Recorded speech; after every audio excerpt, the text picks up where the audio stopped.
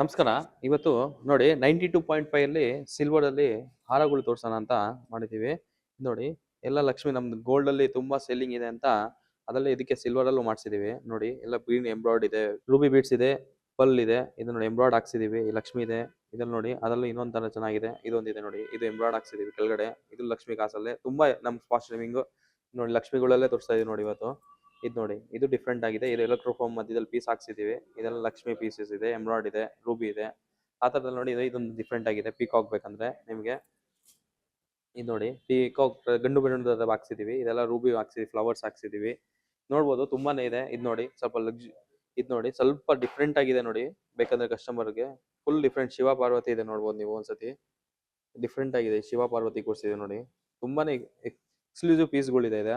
ಇದು ನೋಡಿ ಇದೆಲ್ಲ ಲಕ್ಷ್ಮಿದಲ್ಲಿ ನೋಡಿ ಇದೆಲ್ಲ ಸ್ವಲ್ಪ ಡಿಫ್ರೆಂಟ್ ಆಗಿ ಪ್ಯಾಟರ್ನ್ ಮಾಡಿಸಿದೀವಿ ನೋಡಿ.